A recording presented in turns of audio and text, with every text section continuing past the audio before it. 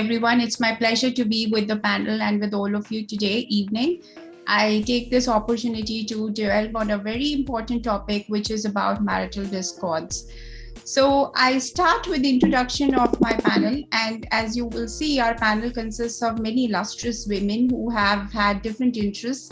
So I introduce Apurva Bose first of all. She is an international human rights lawyer pursuing her master's in law at Graduate Institute in Geneva. She is an alumnus of the prestigious National University of Advanced Legal Studies. Her work extends beyond the field of jurisprudence as well.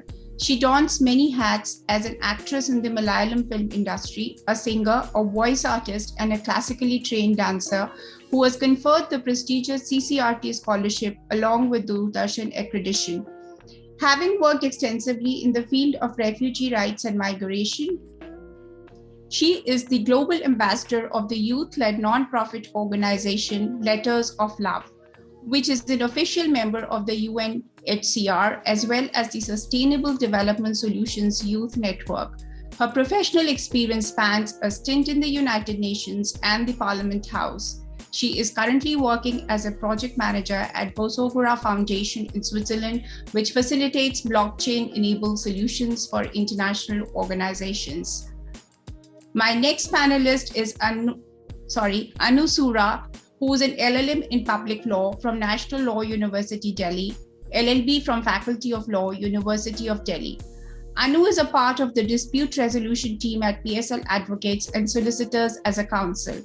Her interest lies in international commercial arbitration and constitutional law practice. She has experience in handling complex matters related to international commercial arbitration, IPR, indirect tax, media law, and insolvency and bankruptcy.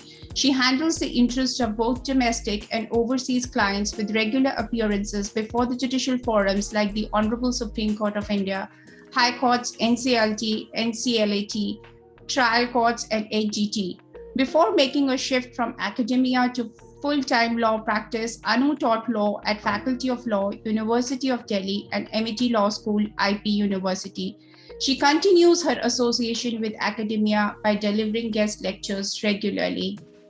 I'm also pleased to introduce Ms. Meghna Mishra, who has obtained her degree in law from Faculty of Law, University of Delhi in 1999 and joined the bar in the same year. She joined Karanjawala and Company in 2001 and is elevated to partnership in 2012.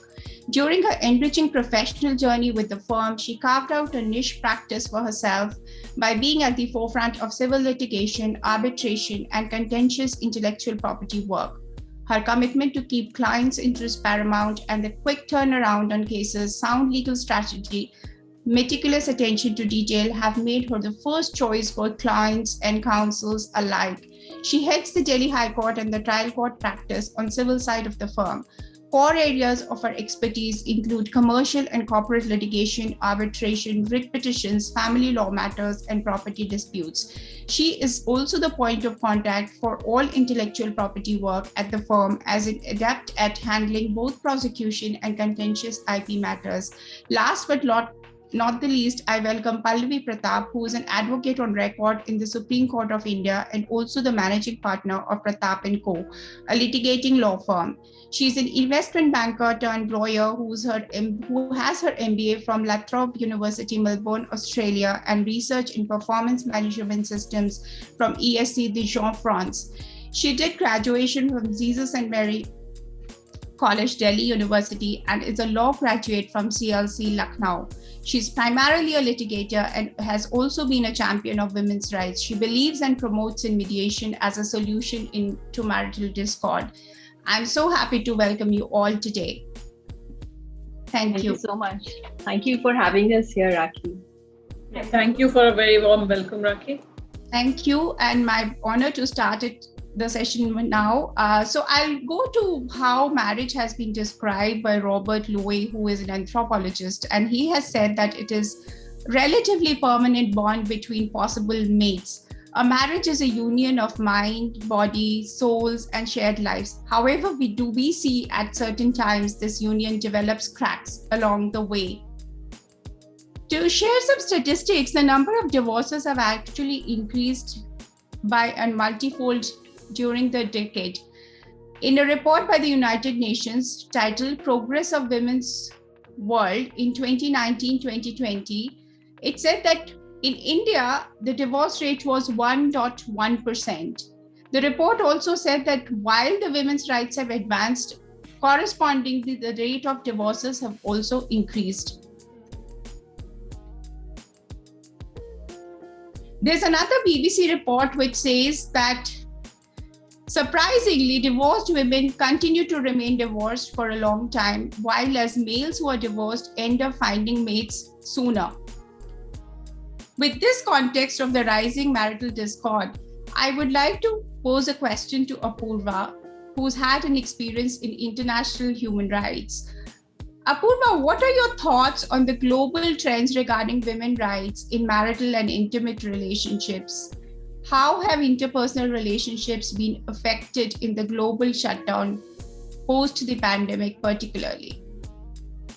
Firstly, thank you so much for inviting me for this very important and timely discussion that we're having today. And thank you, Rakhi, for such a warm welcome. It's honestly an honor to be amidst such amazing legal professionals today. So when I was reading more about, the topic that we're discussing today, I happened to look at the history of feminist literature in law. And that's when I realized that there was this sidelining of women's rights as, late as probably 1900s for that matter, 1990s for that matter. And even accepting women's rights as human rights was probably a coordinated effort which began in 1990s. So accepting women's rights as human rights was something which was important in order to highlight that there is widespread gender-based discriminations and abuse of women, which is a reality that we face even today. And when you look at international legal framework in general, which is what I'd be focusing on in the initial part of my discussion, it's the fact that there is focus on property rights and family and marriage and all of that in the international legal framework. But the fact that this is still discussed as something, which is not as important even today, is something that really needs focus. So there is CEDAW, there are several resolutions, United Nations resolutions that focuses on marriage, on property rights, and on family law specifically. So amongst this, I'd like to focus on certain things which is mentioned in CEDAW predominantly. So CEDAW is, of course, considered to be the International Bill of Rights for Women, and it is the principal treaty that deals with the protection of realization of women's rights in the public as well as in the private sphere. So specifically in Article 16 of the Convention, there is focus on equal marital rights of women, and it basically harbors the general principles for women's rights to marriage. It focuses on the relation of women to marriage, their entry into it, its dissolution, but also recognizes their rights in family life. But in addition to this, there was also a general recommendation number 21, which stressed the importance of realizing equality within marriage between men and women to their state parties, noting that this is basically an attempt to show that not enough had been done yet.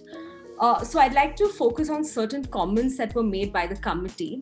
So they argued that a woman's right to choose a spouse and enter freely into marriage is central to her life and to her dignity and equality as a human being. But it is reality even today that several member states show the existence of forced marriages, usually based on custom or religion, or arranged marriages in exchange for money or security. Article 16.1 also shows that, the equal marital rights of women during and at the dissolution of marriage. Again, it shows that in actuality, the opposite has taken place in many states as well. There is, again, increasing focus on the rights of women when it comes to the ability to seek divorce. But I think there is a disjunct between what the law states and the implementation of it, predominantly because of the reservations to human rights treaties. An estimated 30 states have expressed reservations to core obligations under CEDAW, namely Article 2 and Article 16, which focuses on eliminating discrimination against women in all matters relating to marriage and family relations. And at the same time, there are provisions of international conventions which are not automatically incorporated into the domestic law of state. So these are the two main problems that exist today when it comes to CEDAW. And these reservations to CEDAW impact greatly upon every aspect of women's rights. So it's critical, I think, therefore, to work in close partnership with women's advocates, ministries of justice, national women's machineries, and other stakeholders to sort of develop proposals and time-bound roadmaps for the withdrawal of such reservations in existence. As you already mentioned, Raki, I also happen to look at the progress of the world's women which is basically a UN Women's Flagship Report. So in this, when you look at the global report, there is a great deal of diversity in family forms influenced by global demographic trends and by social change and economic change, including on gender relations. In this report, it basically showed that child and early marriage remains a serious problem, and adolescent birth rates remain high in a number of regions. At the same time, a number of discriminatory family laws cause and reinforce these gender inequalities in marriage and the family. While despite notable legislative progress has been made, violence against women and girls persists at astonishingly high levels even today. So this report basically shows how the global trends have been in 2019 to 2020. Globally, when you look at things, the legal age of marriage for girls is 18. But 4 countries and territories, yet nearly 2/3 of the countries and territories allow girls to be married earlier with the allowance of the parents or judicial consent. Between 2015 and 2017, among a set of around 112 countries, 9 did improve their laws on minimum age for marriage. But this, again, there were exceptions to this specified law. In terms of women's equal rights and voice in marriage and the family, in 19 countries and territories out of 129, the law still explicitly requires women to obey their husbands. In 17 countries and territories, married women are not even allowed to travel outside of the home in the same way as married men. And in 37 countries and territories, married women are not even allowed to apply for a passport in the same way as married men. So this basically shows that even globally, the rights of women and these gender inequalities still exists as early as 2019, 2020. Women often face disproportionate economic impacts from marriage and relationship dissolution and widowhood, particularly in countries where separation of property is practiced. So there has been progress on laws on violence against women, but the lack of implementation still remains a problem today. While only a handful of countries had laws to criminalize domestic violence in 1990s, data from 2018 shows that 76% of countries now have such laws. Of the 45 countries that do not, 9 have aggravated penalties for specific types of abuse committed by spouses or family members. And also by 2018, 12 out of 125 countries and territories retained clauses in legislation exempting perpetrators of rape from prosecution when they're married to or subsequently marry the victim. So I think the fact that this the global trend that we see today clearly shows that these inequalities exist today, despite the fact that there are progressive laws that exist. So are we moving ahead? Yes, we are. But then the disjunct between the existing laws and the implementation of it by states remain to be a problem even today. And the second part of the question that you asked me, how has COVID sort of changed the interpersonal relationships and marital relationships? I happened to see this article recently, which sort of piqued my interest. It showed that in China, the rate of divorce had steadily been increasing since 2003, but they have this whole procedure in place where you can actually file for divorce by through the platform WeChat, which I didn't know of before I read this article. And in 2019, 4.15 million couples had actually filed for divorce. And when the lockdown happened, they actually started this new procedure in law where you had to wait for 30 days, which is known as the cooling off period, to sort of apply for divorce. Because there was a sudden increase after lockdown of the number of divorces that were filed. So I think globally, when, as mentioned, as Rakhi had also mentioned before, during lockdown, there was a sudden peak of people filing for divorces because especially during the COVID-19 pandemic, it sort of reshaped our personal relationships in ways that are unprecedented. We were forced to, live closer together with some people while we did not have support from our extended family members and people who we actually seek for comfort. So life in lockdown has sort of necessitated this close, constant contact with just a few people, and in most circumstances, this is usually your partner or children. So I think this sudden change in how our societies are sort of placed.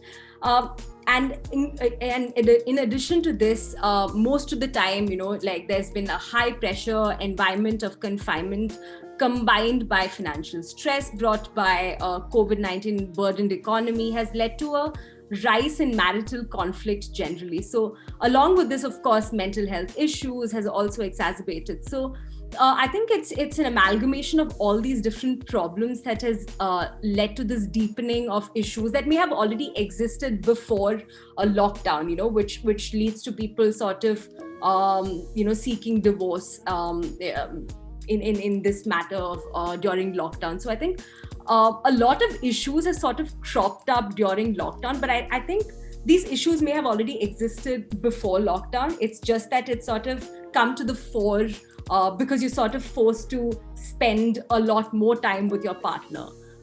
So a lot of different things have changed, but I would see the lockdown as sort of this paradigm shift or this enabler of a paradigm shift that we're seeing today.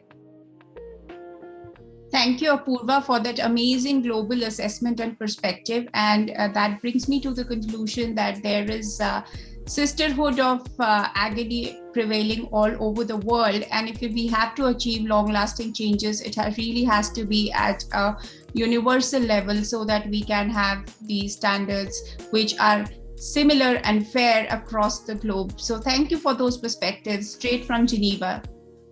I move on next to Anu. Anu, are you there? And yes, Rakhi. Hi. First of all, thanks for moderating the session so well, and thanks for that very kind introduction. So as you said, like whatever the picture that Apurva sort of elaborated upon to all of us, I think this sort of applies. It's very strange that when we imagine countries from the West or the more developed countries, we sort of assume that, women probably have more rights there. But I think I think patriarchy is universal, and the fight, I think, is universally still going on. So, Rakhi, do you have a specific question? Yes. I would like to have your views on the historical perspective of development of those laws and how the attitudes of courts have changed over a period of time. And do you see the courts being progressive now? All right.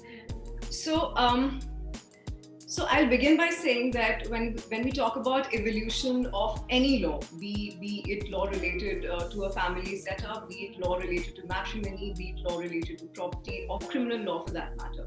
So law is always a reflection of the society that we live in and how has the society progressed, right? Specifically in relation to matrimonial discords, if we were to identify the issues related to matrimonial discords, The first issue, of course, is in relation to divorce. And I say this now, it might sound like something which is a given, that we do have recognition of divorce under our laws. But there was a time when divorce wasn't even recognized for Hindu women. So which was brought in 1950 with the Hindu Code Bill. Polygamy still was allowed for Hindus, which was outlawed in 1950s, right? Triple talaq was still good law until last year, right? So the first and foremost, of course, is the attitude of first of all the legislature towards separation and divorce, and secondly the attitude of the judiciary towards it. So as I said, the attitude is always reflective of the society that we live in. Now, over the decades, as we see that women have progressively become more educated, they are becoming more and more self-sufficient, although the numbers still are quite grim, but as opposed to say situation 50 or 30 years ago, I think that situation, the family setup has changed manyfold, and that is reflected in the law as we see. So for example, divorce by mutual consent got recognized in 1976. So that again shows how the society has been evolving over the years. So the attitude of the legislature and judiciary has sort of changed from looking at marriage as sacrosanct and as something that is indestructible, and now coming to terms with the realities of the society. And the reality being that two free-thinking people might not want to live together in a matrimonial bond, and they might find happiness elsewhere. Another grim reality is that, so another interesting factor here is that the divorce rates in India over the last decade has sort of doubled. However, India still remains on top of the list of the country with lowest divorce rates. So the fact here is that India still is a country where the institution of matrimony is still considered to be sacrosanct, and that is still reflected in the attitude of the judiciary. However, that has been consistently changing. And how do we see that? Like I said, divorce by mutual consent is recognized now. The ground of irretrievable breakdown of marriage was introduced by the Supreme Court under its powers under Article 142 of the Constitution. However, we still await any legislative change on that front. So the pace still is quite slow, right? So that is in relation to divorce, and recently the example that we saw that triple talaq has recently been outlawed, right?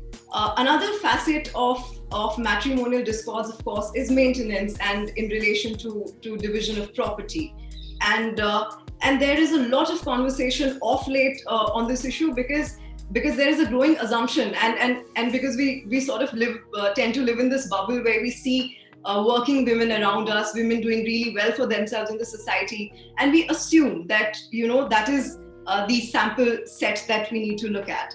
So there are various layers when it comes to law of maintenance that we need to look at. One, we need to see how our personal law and how our general law treats daughters in terms of property, right?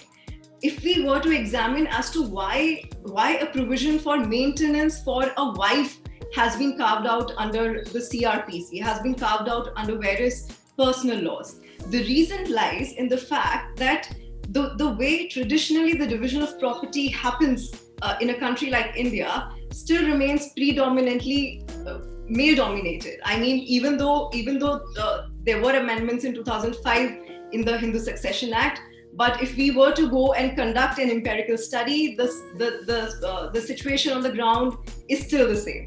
The situation on the ground, if we go in states like Haryana or in any of the northern states, you will see that daughters usually write off whatever property that they get, whatever share in the ancestral property that they get to either their brothers, or even if they don't have their brothers, to probably any other men in the family. So the reason for the law of maintenance to exist in the form that it exists is the way property is distributed in the natal home, right? So unless and until a proper change on the ground comes in that area, we cannot cannot turn and crib about the fact that, oh, these laws are so lopsided and they favor women. Another important aspect here is that majority of women in the matrimonial setup, and I'm not talking about the privileged and the advantaged section. I'm talking about the section of women who first are deprived of their right to education. They are deprived of their right to be self-sufficient, and thereafter, even if they are educated and even if they are capable of being self-sufficient, they have to take a back seat because they are expected to play the role of a homemaker, right?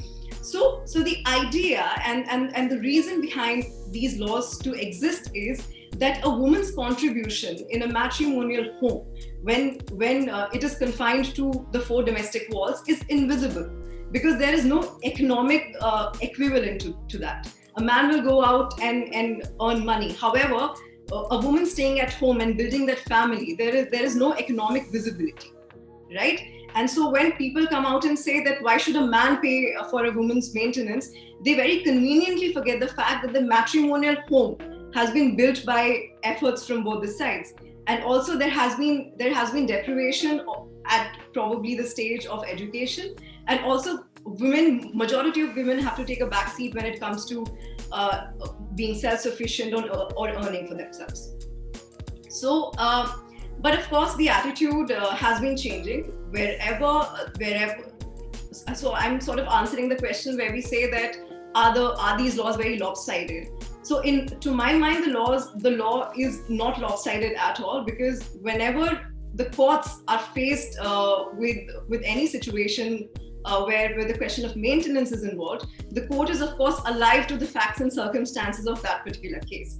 So in all these cases, a proper account of the husband's and the wife's income is taken. In fact, there's a very recent judgment by the Supreme Court, I think Rajneesh versus Neha, where the court has elaborated about how interim maintenance is to be calculated. And because maintenance has been provided for under various personal laws, how do we sort of compensate for that? For example, if you get maintenance under the CRPC and you also get a decree of maintenance under the DV Act, how do you reconcile between the two? So the courts have been progressively clarifying the law in terms of divorce. Also, as I said, the courts have been on and off taking progressive views, but then again, we get to read judgments where the courts say that because the woman refuses to wear sindoor, that's cruelty, in their books. So we keep seeing these examples, and like I said, the law is always the reflection of how the society perceives women, how the society perceives the matrimonial institution. And there has been some progress, but there is a lot of work that is to be done. So I hope, Rakhi, that answers your question. And I think the second limb of your question was that what are the various contemporary issues that we face. One, like I said, that when we talk about divorce by mutual consent, that is increasingly becoming more and more popular because it saves time. It saves a lot of judicial time. It saves a lot of cost. Then, as a lawyer, of late, increasingly, we've been seeing rise in issues in relation to NRI divorces and how do Indian courts reconcile the situation in such circumstance where there are two competing cases going on in two separate jurisdictions. So these are some issues that probably will be in focus in the coming times. Sure. Thank you, Anu, and thank you for bringing up all the progressive thoughts which have gone into the judiciary. And it's a conclusion that while we may take two steps forward, sometimes we do take one step back as well at the same time. So we hope we keep moving forward in the progression that we are making towards a journey that is a long, long way. Thank you. Next, I move on to Meghna. Hello, Meghna. Hi. Hi, Meghna. Hi, Rakhi. Meghna, Lovely to be here. Thank you so much. Thank you. Pleasure to be with you. Megha, you have a rich experience in legal issues of various kinds. I would like to know your thought on the various key provisions that you think women should be aware of and know when they are confronted with the situation that can seem to be ugly or turning ugly.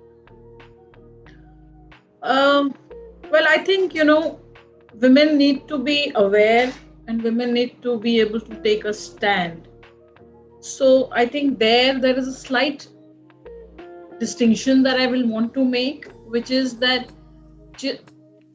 slowly we find with education, with economic independence, slowly women are a little bit more aware of their rights, and they have the ability and the support of the family to stand by should they take a decision to part ways, or they are in an unhappy marriage, or for any other reason whatsoever.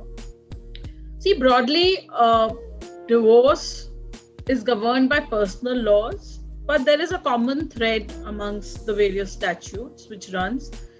In India, we don't really have the concept of a no-fault divorce, but what comes closest is the one mentioned just now by Anu also, which is the divorce by mutual consent, which basically envisages that both the parties will jointly approach the court to say that there is an irretrievable breakdown of the marriage with no hope of a conciliation.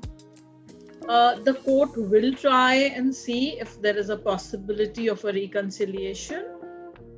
If not, then they grant what is known as the first motion.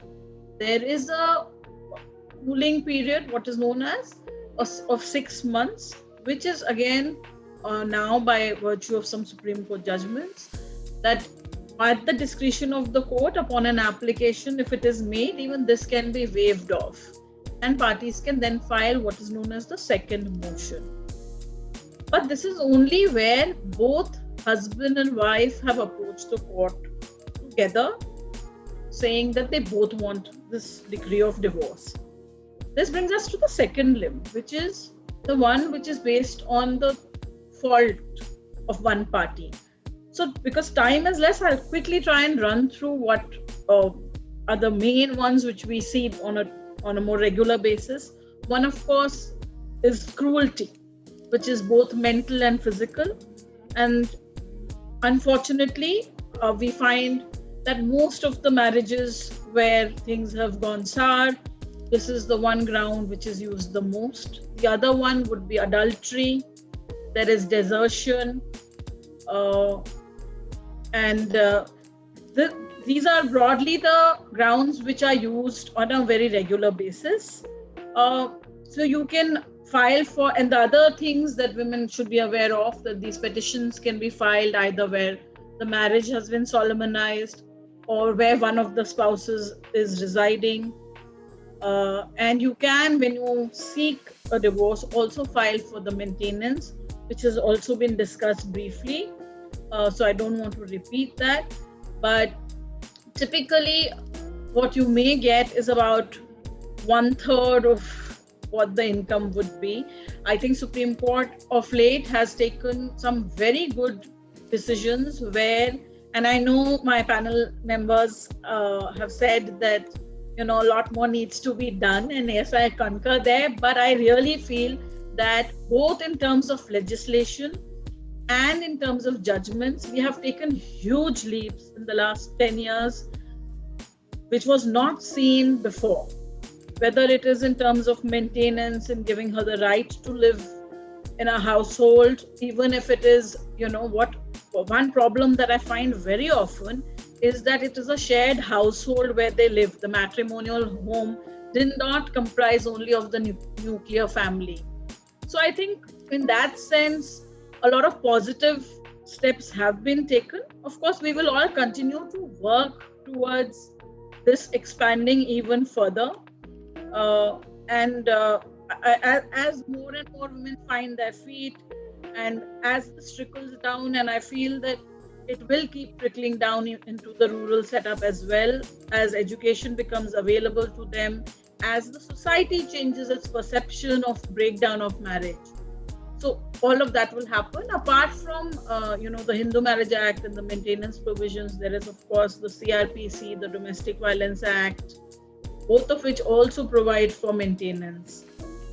There are provisions with regard to custody of the child post-divorce. Typically, courts in our country allow custody to remain with the mother, and she has, until the child is at least 5 years of age. Normally, always the custody will be with the mother, but the father has to look after financially the well-being of the child.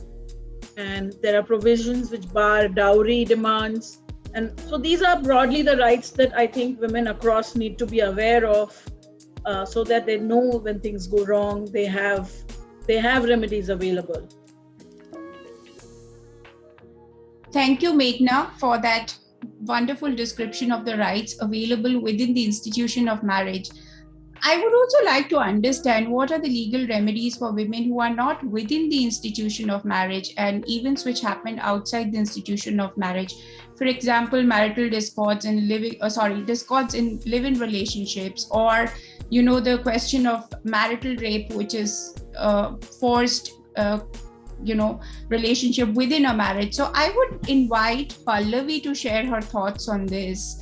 And Pallavi, if we may have you on the floor with some thoughts on these issues. Thank you so much, Rakhi, for that, for a lovely introduction. And thank you, BW, for inviting me over here as a panelist. I think that's a very relevant and very contemporary question that you're raising just now. And we've been reading in past, I think very recently also in media that, how a rape victim is being asked to maybe marry the rapist. Is that sort of legalizing rape in that sense? I mean, for instance, if I'm a victim, would marrying a person who has raped me, wouldn't that be basically legalizing rape in that sense? And marital rape happens to be something that I think we are all living through it. It's not talked about very often. And, for the word that is used, that people shy away from discussing it openly. As a matter of fact, there have been so many discussions on, bringing it under the purview of law and providing some kind of a legal recourse to victims who are basically being raped within the, legalized marriage status that they come with. As a matter of fact, if we look at NCW's reports also during the lockdown period, a lot of it was not just physical abuse, but also sexual abuse, which took place as far as women were concerned.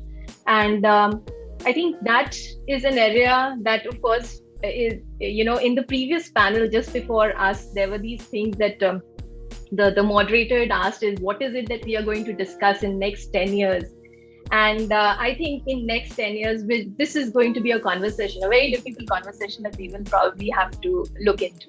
That is one. Secondly, coming to the next part of your question, which was about live-in relationship, I think increasingly people have started to understand that, legalizing marriage is the right thing to do, for instance, but live-in relationship cannot be seen in isolation as something which is not acceptable in society anymore. With Supreme Court, so many judgments which have come, where, even a child born out of wedlock of parents who've been in a live-in relationship, which basically, sort of shows the world that there was, they had reasons to believe that there was a marriage that may have taken place. So a child born out of such a wedlock would be legalized, would have rights under maintenance, would have rights under inheritance of property, for instance. A live-in relation in a live-in relationship setup, a woman will have the right to claim maintenance under 125 and also under domestic violence. These are the latest judgments which have come.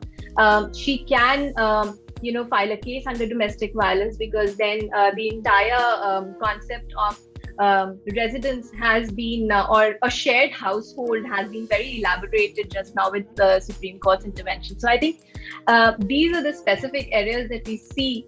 And like Meghna just said, that, the court has really turned around a lot of things for women just now, especially in past decade or so. We've seen things just changing so much, which would have probably taken such a long time for all of us to adapt, has kind of changed. It's just like a magic wand. They've just used it and sort of changed it for all of us. So I hope that answers your question, Rakhi. Thank you, Pallavi. Yes, it does, because it gives us faith that the non-institutionalized relationships will also have equal and fair rights. And with that, I would like to wrap the session and thank all one of you. It's been a tremendous time having you on the panel and having your thoughts. Good luck and good day for the evening.